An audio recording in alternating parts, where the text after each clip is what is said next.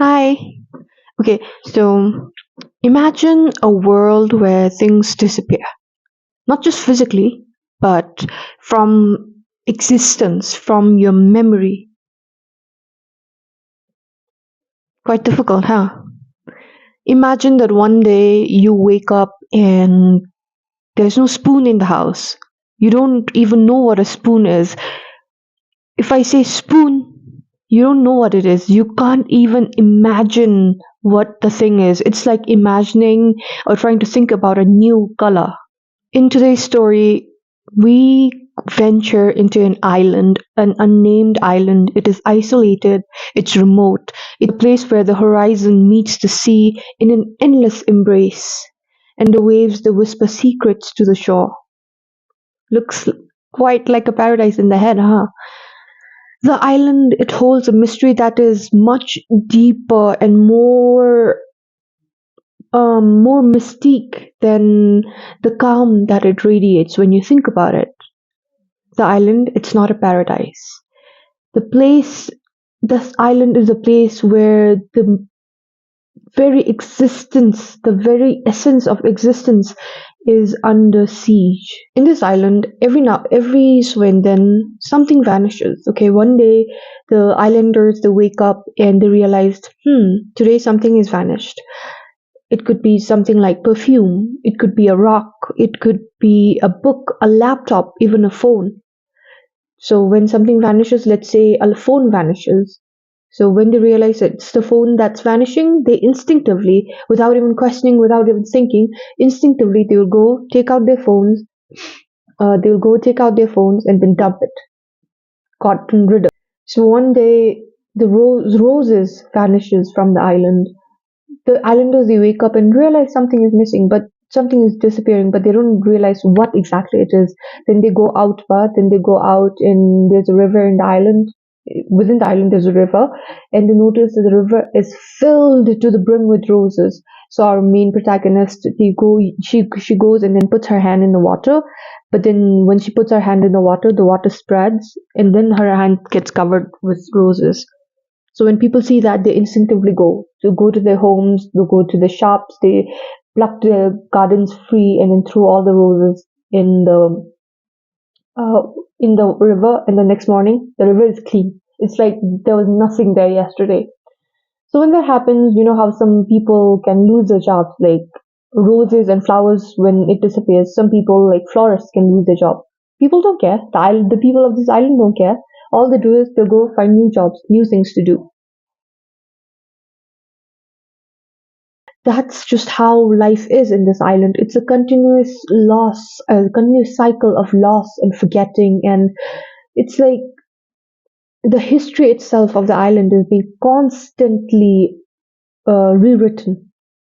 The disappearance that a person faces, or the disappearances that occur in the island, it's absolute. There's no coming back. There's no like partial disappearance and then coming back. No, each disappearance it leaves a void within the island, and it's a space, it's a void that cannot be filled.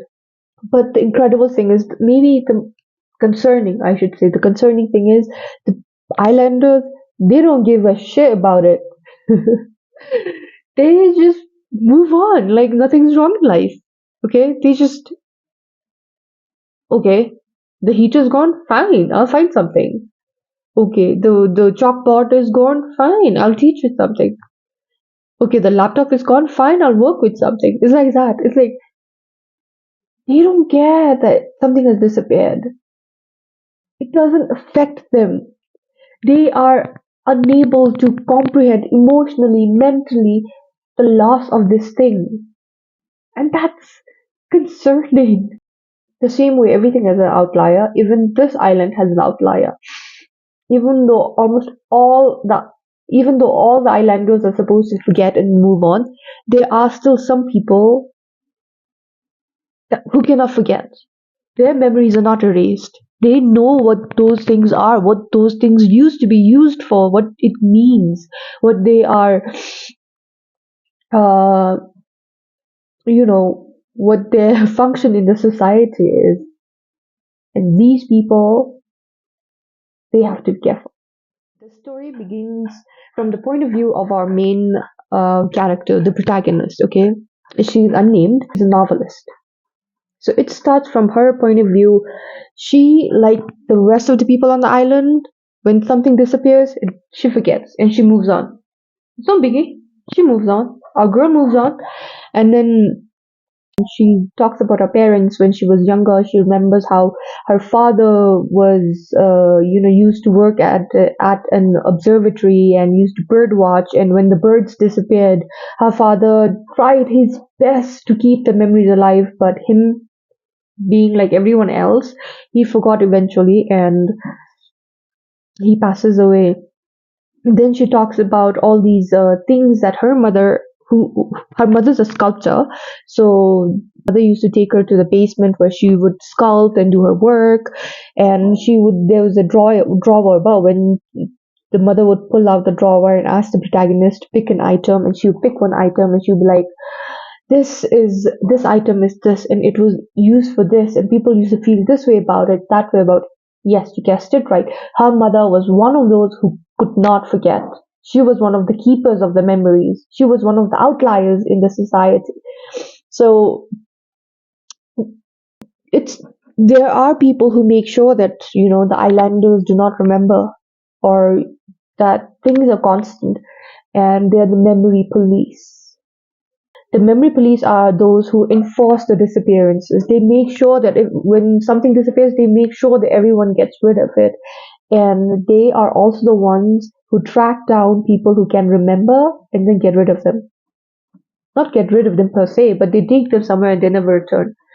So our protagonist, Kim mother, was one of the people who remembered, right? So one day the memory police just shows up to their door and they say, "We're going to take your mother. We need her for some questioning," and they take her. The protagonist doesn't see her mother for a few days, and when she does see her again, she comes back as a dead body. That's all she can remember. That memory police takes people and they don't return. Story is when she's an adult, she's in her 20s, and she works as a novelist, as I said before. And there's a publishing firm that she constantly takes her work to. And currently, she's working on a story. I'll tell you about it later, but the story itself is very interesting. Okay, um, so she's working on a story, and she gives a manuscript to her editor, who's named R, like the letter R. That's all his name is. And as the story progresses, you find out that our protagonist has only one friend who is literally an old man and referred to as the old man in the book, who used to be family friends. He used to know her parents, and then it is revealed that her editor R can also remember things. So the protagonist, not wanting to lose R the way she lost her father and mother, she talks to the old man, and the two of them come up with a plan to hide R and keep him safely.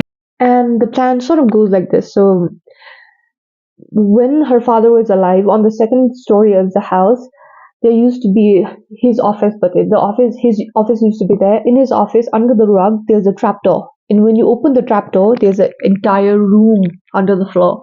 So they decided, we're gonna keep R there. It's gonna be safe. Nobody's gonna know. So the protagonist, with the help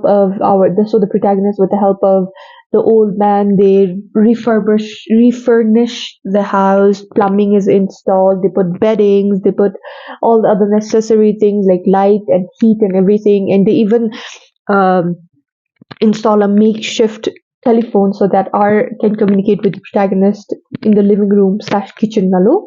One day, she wakes up and realizes that the disappearance for that day were books. And she's a novelist, right? So she freaks out. She freaks out and she's like, what am I going to do now? How am I going to do my work? Moreover, I'm going to lose who I am, what I am. Writing is the essence of what I am, right? So she goes downstairs, into the hidden room to R and tells him, and he's like, no, we gotta save all the books. And then she says, it's not practical. So she has a lot of books, right? And they can't hide everything in the room. So what she does is, of course, and also if she has no, being a novelist, if she has no book to burn or to get rid of, it would be suspicious. So what she does is all the books that have like exotic covers, pretty covers, and the books that are of sentimental value to her, like the ones that she connects with and the ones that were gifted to her by somebody, she keeps those and then keeps them hidden in the hidden room, in the secret room with R. Then she gets the help of the old man, piles all the books into her cart, and then goes around town. Town Nalu, there are spots or locations where people have formed to come together and then started a bonfire burning books. So she goes, drags the cart, and then throws like one or two books in each pile, like throws. In the end, the last stop for her is the library. It They, they set the entire building on fire, bro. I mean, I feel like they could have just taken the books out and then burn it and then use the building for something else, but no. They burnt the whole damn thing down. And then the way the book it's described in the book, I could see the building, okay? I could see the entire building being engulfed in flames, the flames coming out of the windows, and just like fluttering about in the night with the night as the backdrop. It's just fluttering like that. And then she's throwing her books, and when she throws the books, the pages are like fluttering like this. Just gonna show you. Like when you throw the book, the pages are just going like that. You know how they just fly in the sky and then just going in the fire gear. It's not able to engulf the book all at once, so it burns a little bit, and the thicker books take longer to burn. Some don't even burn. So there are people who just like pushing the book into burning. It was a beautifully sad picture image to have in my head. But then again, like I said, people move on, and she's a forgetter. I mean, she's one of those in the island who forget, right? So she forgets, she moves on, she finds a new job as a typist in a local office, okay? And with time, she forgets to write. I mean, she can read, and she knows what to write, but creatively she can't write. She tries, like every night she tries. R encourages her, and she's like sitting down, empty page, trying to write, but nothing comes out, nothing at all. Okay, nothing comes out. And as the time goes on, it's the old man's birthday, so they decide to celebrate the birthday on that day, and they invite the old man, and they prepare a little feast. Despite the lack of food on the island, they manage to prepare a little feast, and they celebrate in the hidden room. And when they are eating, there's a knock on the door, and instinctively all three of them go, the memory police. They freak the out, okay? They freak out. The old man and the protagonist, they rush out, they go to the living room, they open the door, and the memory police just pushes them to the wall, up in the air their hands up in the air, and they search the entire house. And then when the memory police is searching the house, the protagonist, she sees that the carpet is turned up. So let me So this is the floor, okay? This is the secret room. So there's a door that opens, and the floor is covered with a carpet. The opening is also covered with the carpet. But she realized, opening near the opening, the carpet is just turned up. That means someone lifted up the carpet. It's evident that someone lifted up the carpet, right? And she's freaking out, she's cursing herself, she is belittling herself, she's blaming herself for being careless, so stupid, for not having uh closed the door carefully, of not having placed the carpet carefully, and she's blaming herself. The memory police is questioning them, asking them why there were so many dishes in the sink, why there was a lot of food preparation when it was just the two of them. She makes up some lie, and the good thing is the memory police, they do not see the carpet. Mm-mm-mm, not at all, sir. Then, not so long after that, what happens is an earthquake hits the island. It's like earthquake hitting the island, and when the earthquake does occur, the protagonist and the old man, they are in the old man's house. The old man gets hit with the shelf, like a huge shelf over him, and the kid gets it. But both of them survive. Luckily, both of them are able to survive. From that day onward, the old man moves in with the girl, and the old man and the girl and are in the hidden room. The three of them are living together, and the old man and the girl, they frequently visit R. And Argy, he keeps trying to make the two of them remember things. He's like, you see this? This is a very expensive thing. People used to spend a lot of money on it, and he tries to make them feel the emotions that wouldn't usually come from seeing something like that. Like, example, you would see a balloon and you'd be like, oh, it's so light. Oh, I want to pop it. Oh, I want to just like run around with it, things like that. So he keeps on trying to make the old man and the girl remember how it feels to have to have those memories, basically.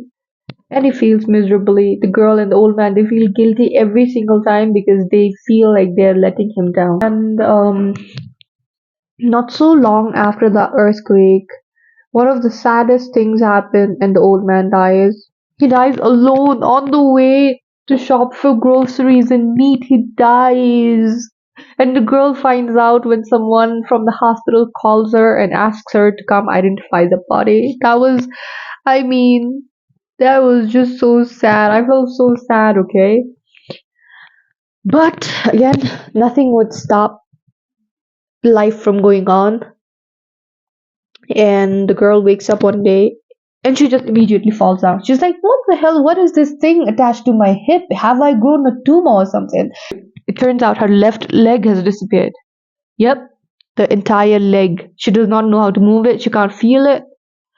And just like that, left leg disappears. Her right arm disappears. Things get harder by the day, and eventually, slowly, the entire body disappears. Okay, her existence disappears, and one day she's just talking to R in the secret room. She's telling him, "You can go out now. You can go out now. There's nobody there. Nobody's gonna know. Nobody's gonna know that you're there. You can finally be free. You should go out." But R says, "No, I can't leave you." And the girl goes, "It's just me. It's just a voice. All this that is there, it's nothing. I don't even know that they're there. I don't feel them. So please go." Then R walks off. He climbs the ladder, opens the trap door, closes it behind him, puts the carpet over it, and the girl says goodbye.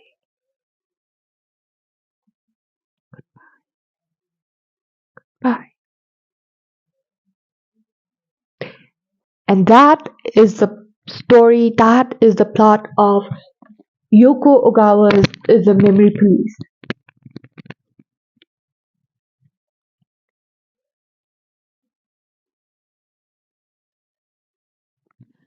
Yoko Ogawa's The Memory Police is not just a dystopian story, but it's rather focuses on the importance of memories and loss and what it actually means to be a human. Because in the end, if we forget everything, if we have nothing in our memories, are we still ourselves? Are we still human? Or are we just like random echoes in the world? Nothing more. What do you think? And do you want to know do you want to know about the story that the novelist was working on? If so, let me know. Again, 5 stars. I would rate it 5 stars. Totally recommended. Read it, read it, read it. Yoko Ogawa's The Memory Police.